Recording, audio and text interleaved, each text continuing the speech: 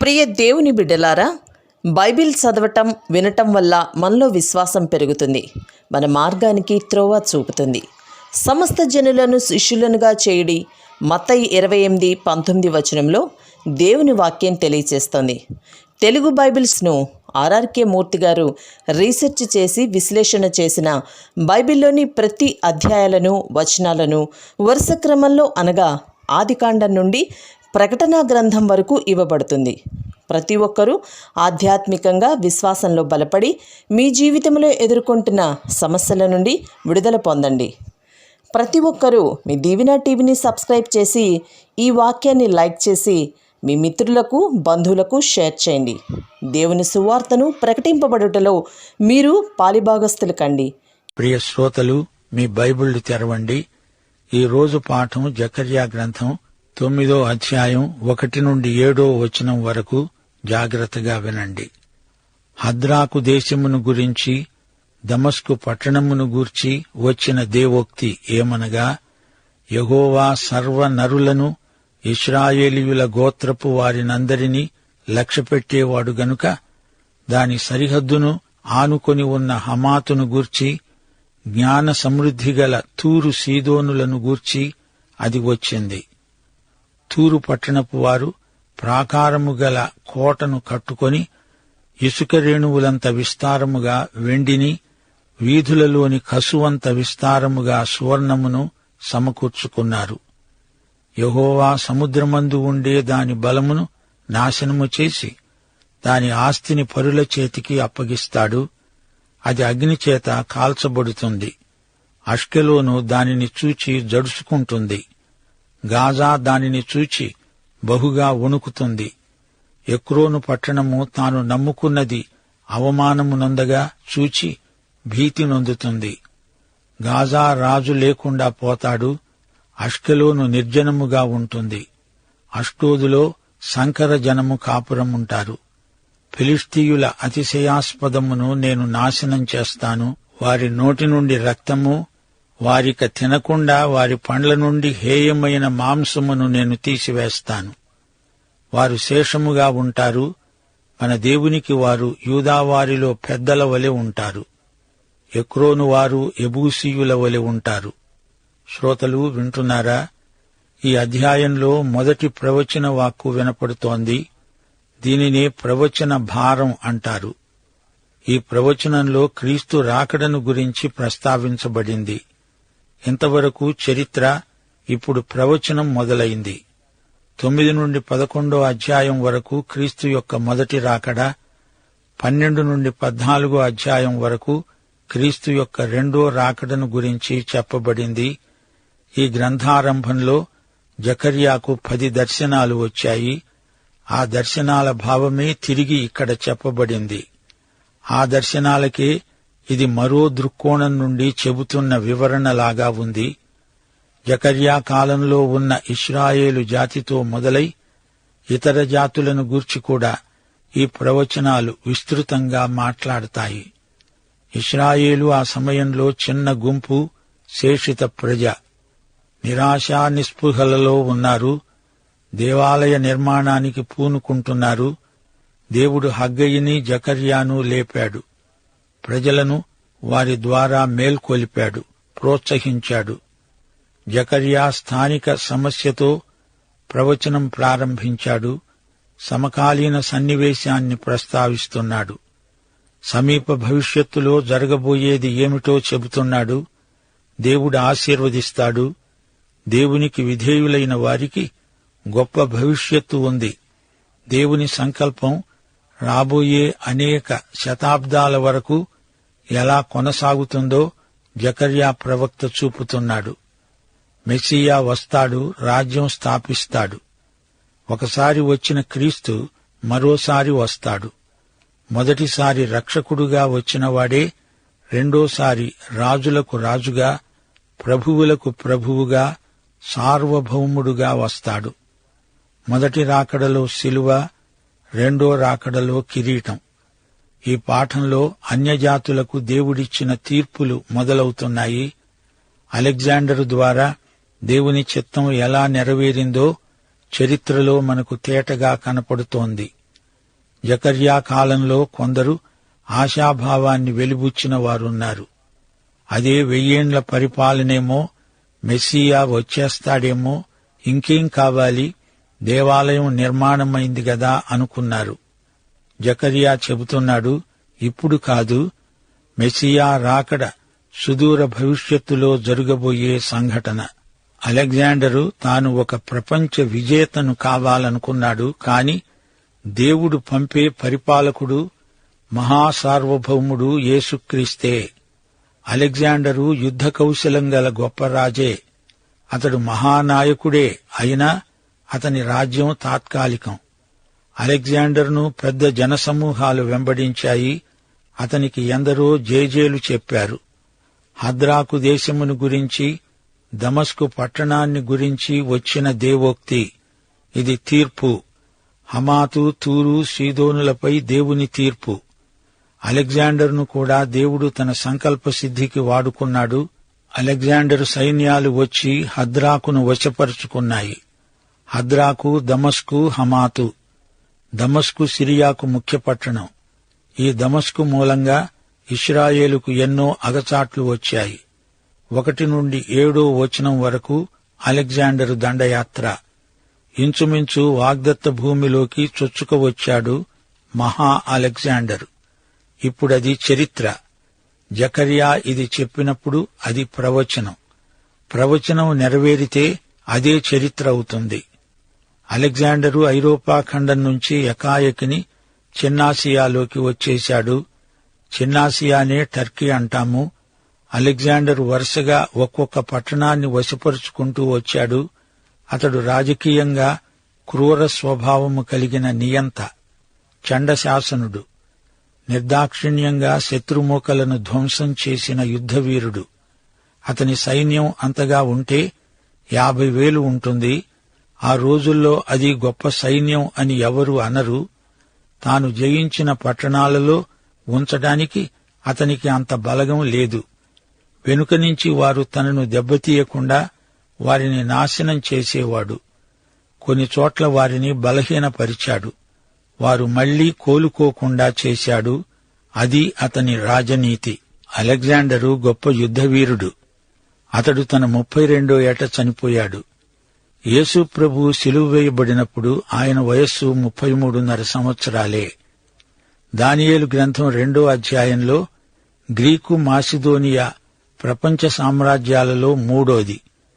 దానియేలు 7వ అధ్యాయంలో చిరుతపులి, 8వ అధ్యాయంలో పొట్టేలు. ఈ సంకేతాలన్నీ గ్రీకు మాసిదోనియాలకు చెందినవే. ఇక్కడ జకర్యా ప్రవచనంలో అలెగ్జాండరు చక్రవర్తి దండయాత్రల వైనం ప్రవచించబడింది. వచ్చి రావడంతో పాలస్తీనాపై పడ్డాడు అలెగ్జాండరు. గ్రీకు చక్రవర్తి. తూరు, సీదోను ఆ రోజుల్లో పెద్ద వ్యాపార కేంద్రాలు, సంపన్నమైన నగరాలు. ఆ పట్టణాలలో విస్తారమైన వెండి బంగారాలున్నాయి. తూరు పట్టణానికి బలమైన ప్రాకారం ఉంది, సముద్ర బలం ఉంది. అలెగ్జాండరు వచ్చి ఆ పట్టణాన్ని అగ్నితో దహించి వేశాడు. తూరు నగరవాసులు ఫెనీకేయులు. అలెగ్జాండరు ఈ పట్టణాన్ని 7 నెలలు ముట్టడించాడు. పట్టణాన్ని పడగొట్టి దాని అవశేషాలతో సముద్రం మీద వారధి కట్టిన ప్రజ్ఞాశాలి అలెగ్జాండరు. తూరు ద్వీప నగరం. జకర్యా ప్రవచనం అక్షరాల నెరవేరింది. ఆ తరువాత అతడు ఫిలిష్తీ దిశగా తరలి వెళ్లాడు. అష్కెలోను, గాజా, ఎక్రోను పట్టణాలు, అష్టోదు పట్టణం, దాగోను దేవతకు ఆలయం అక్కడే ఉంది. అష్కెలోను ఆ రోజుల్లో సముద్ర తీరాన ఉండేది. దేవుని వాక్యం, ప్రవచనాలు ఈ విధంగా తూచా తప్పకుండా నెరవేరాయి. అలెగ్జాండరు ఈ ఫిలిష్తీ పట్టణాలను స్వాధీనం చేసుకుని ఫిలిష్తీయులను పూర్తిగా జయించాడు. అష్టోదులో సంకర జనం కాపురముంటారు. అక్కడ నివసించే వారంతా సంకర జాతి. అష్కెలోనులో మనుషులెవరూ ఉండరు. గాజాలో అరాచకం. ఎక్రోను భీతి నొందుతుంది. దానిని మిత్రపక్షాలే మోసగించాయి. అలెగ్జాండరు ఫిలిష్తీ రాజ్యాన్ని అంతమొందించాడు. మళ్లీ ఆ జాతి తలెత్తుకోకుండా అణగారిపోయింది. అతని నోటి నుండి రక్తం ఓడ్చబడుతుంది. వారి పండ్ల సందుల నుండి హేయమైన దాన్ని తీసివేస్తాను. వారి ఆహారమే విషమవుతుంది. వారి తిండి విగ్రహార్పితమైనది, అది నిషిద్ధం. ఫిలిష్తీలోని విగ్రహారాధనను ఆయన తొలగిస్తాడు. యేసుక్రీస్తు రెండోసారి వచ్చినప్పుడు వారందరూ సత్యదేవుని వైపునకు తిరుగుతారు. ఫిలిప్పీలోని వారు ఇశ్రాయేలుతో పాటు దేవుని ప్రజలవుతారు. ఇశ్రాయేలుతో పాటు సమానంగా స్వాస్థ్యానికి హక్కుదారులవుతారు. అలెగ్జాండరు ముట్టడించిన పట్టణాలన్నీ దగ్ధమైపోయాయి. తూరు అలాగే పూర్తిగా నాశనమైపోయింది. తాను స్వయంగా 2-3 నెలలు విడిది చేసి పట్టణాన్ని నాశనం చేయండని సైనికులకు పురమాయించేవాడు. ఇప్పుడు అలెగ్జాండరు యెరూషలేము వైపు దృష్టి సారించాడు. శ్రోతలు వింటున్నారా? 9వ అధ్యాయమంతా తీర్పు ప్రవచనాలే. హద్రాకు గొప్ప పట్టణం, కాని అది నామరూపాలు లేకుండా నశించింది. దేవుని జ్ఞానం పరిపూర్ణమైనది. గత కాలం మనకు తెలుసు గదా, అంతకంటే ఎక్కువగా దేవునికి భవిష్యత్తు అంటే తెలుసు. దేవుడు సర్వజ్ఞుడు, ఆయన ప్రవచనాలు ఎంతైనా నమ్మదగినవి. ఫిలిష్తీయులలో చాలామంది తమ అన్య సాంప్రదాయాలను విడిచి యెహోవా ప్రజలలో తాము భాగమైపోయారు. పేతురు కొర్నేలును ప్రభువు కోసం సంపాదించాడు. దావీదు అరౌనా అనే అన్యుడి భూమి వెల ఇచ్చి కొని అందులో దేవాలయం కట్టాలని ఉద్దేశించాడు. శత్రువులకు అపజయం, దేవుని బిడ్డల విజయ రహస్యం ఏమిటి? కొందరు రథములను బట్టి, కొందరు గుర్రములను బట్టి అతిశయపడతారు. మరి దేవుని ప్రజలో వారు తమ దేవుడైన యెహోవా నామమును బట్టి అతిశయపడతారు. యెహోవాయందు భయభక్తులు గలవారి చుట్టూ ఆయన దూత కావలి ఉండి వారిని రక్షిస్తాడు. ఎలీషా పనివానికి కనువిప్పు కలిగినప్పుడు ఏమి కనపడింది? ఎలీషా చుట్టూ పర్వతము అగ్ని గుర్రముల చేత రథముల చేత నిండి ఉంది. దేవునికి స్తోత్రం. యెహోవా మందిరము నిమిత్తము మనకు మేలు కలిగింది. సొలొమోను ఆలయ ప్రతిష్ఠ ప్రార్థనలో ఏమన్నాడు? 1 రాజులు 8వ అధ్యాయం 29వ వచనం. నా నామము అక్కడ ఉంటుందని ఏ స్థలమును గూర్చి నీవు సెలవిచ్చావో ఆ స్థలమైన నీ మందిరము చుట్టూ నీ నేత్రములు రేయింబగళ్లు తెరువబడి ఉండునుగాక. అలెగ్జాండరు తూరు పట్టణాన్ని ముట్టడించినప్పుడు అతడు యూదుల సాయం కోరాడు. అప్పటి ప్రధాన యాజకుడు నిరాకరించాడు. అప్పుడు అలెగ్జాండరు యెరూషలేమును ముట్టడించడానికి సమకట్టాడు. గాజాను వశపరుచుకొని ఈజిప్టు దిశగా తరలిపోయాడు.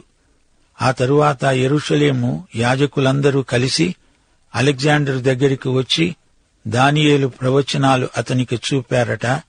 అప్పుడు అలెగ్జాండరు యూదులను నాశనం చేయనని చెప్పి వెనక్కు మరలి వెళ్లాడని చరిత్ర చెబుతున్నది. శ్రోతలు చూచారా? దేవుడు తన వారిని కాపాడుతాడు. దేవుడు తన ఆలయాన్ని బట్టి, యేసుక్రీస్తును బట్టి మనల్ని కాపాడతాడు.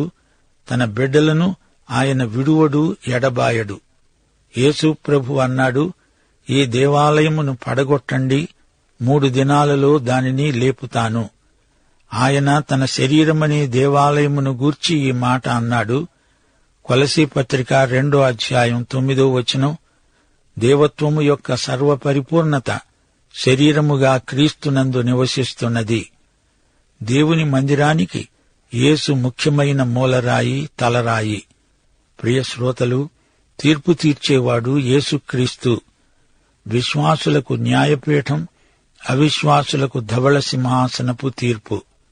దేవుడు పక్షపాతి కాడు. దేవుని తీర్పు న్యాయసమ్మతమైన తీర్పు. దేవుని తీర్పును ఎవరూ తప్పించుకోలేరు. లోక జ్ఞానం వ్యర్థం. ధనికుల ఐశ్వర్యము నిరర్థకం.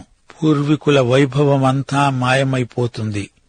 దేవుడు కనికరము, కృపాగలవాడు. యూదుడని, గ్రీసువాడని, అన్యుడని దేవుని దృష్టిలో ఎట్టి వ్యత్యాసము లేదు. దేవుని బిడ్డలకు నైతిక స్వేచ్ఛ ఉంది. మధ్యధరా సముద్ర తీరాన అలెగ్జాండరు తన సైనికులతో దండెత్తి రావడం చూచారు గదా. ఫిలిష్తీ, ఫెనీకే వారి పట్టణాలను కైవసం చేసుకున్నాడు. అయితే యూదుల జోలికి పోలేదు. దేవుడే తన ప్రజలను ఈ సందర్భంలో కాపాడాడు. మెస్సియా రాజ్యం అన్ని రాజ్యాల కంటే గొప్పది. అన్నీ పోయాక ఆయన రాజ్యం వస్తుంది. అది శాశ్వత రాజ్యం.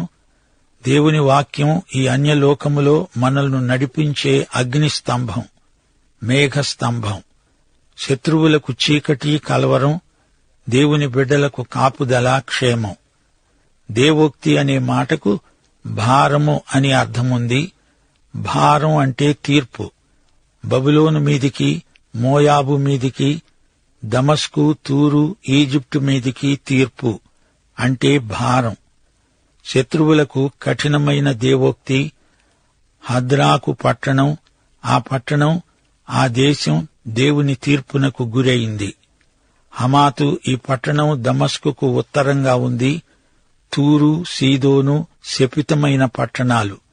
వీటికి తీర్పు తప్పదు. ఈ రెండూ పాపానికి పేరెన్నిక గన్న జంట నగరాలు.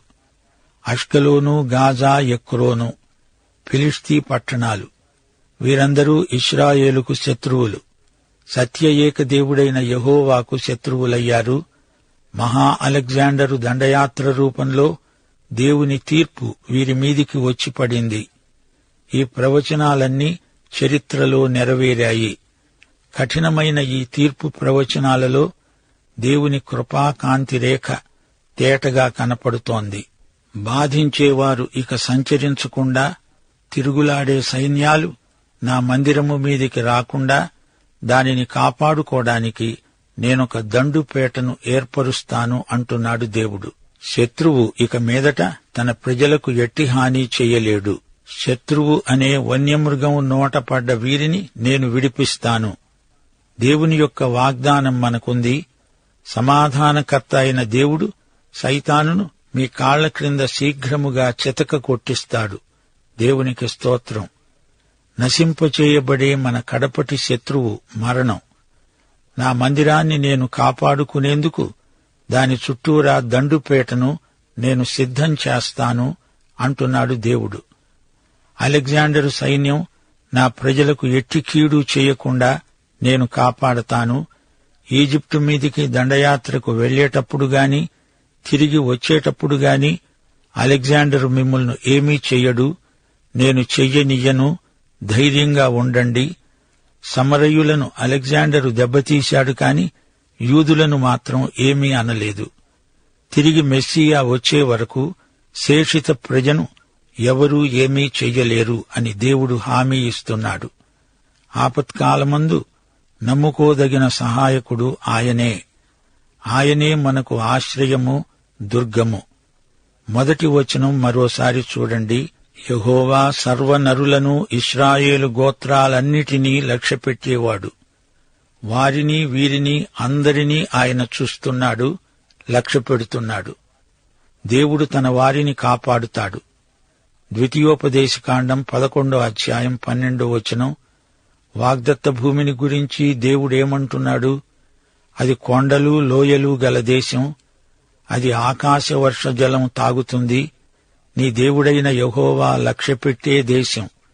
నీ దేవుడైన యెహోవా కన్నులు సంవత్సరాది మొదలుకొని సంవత్సరాంతము వరకు ఎల్లప్పుడూ దానిమీదే ఉంటాయి. కీర్తనలు 33 వచనం 18. వారి ప్రాణమును మరణము నుండి తప్పించడానికి, కరువులో వారిని సజీవులుగా కాపాడడానికి యెహోవా దృష్టి ఆయన యందు భయభక్తులు గల వారి మీద, ఆయన కృప కొరకు కనిపెట్టుకున్న వారి మీద నిలుస్తుంది. శ్రోతలు, అలెగ్జాండరు రాజ్య విస్తరణ యేసు ప్రభువు పుట్టుకకు మార్గం ఏర్పరిచింది. దేవుడు చరిత్రకు దేవుడు. తన చిత్తమును చరిత్ర ద్వారా నెరవేర్చుకుంటాడు. ఈ రోజున ప్రపంచ వార్తలన్నిటి వెనుక యేసు ప్రభువు ఉన్నాడు. పాఠం ఇంతటితో సమాప్తం. ప్రభు అయిన యేసుక్రీస్తు వారి దివ్యకృప, తండ్రి అయిన దేవుని పరమ ప్రేమ, పరిశుద్ధాత్మ యొక్క అన్యోన్య సహవాసము మనకందరికీ నిత్యత్వము పర్యంతము తోడై ఉండునుగాక. ఆమేన్.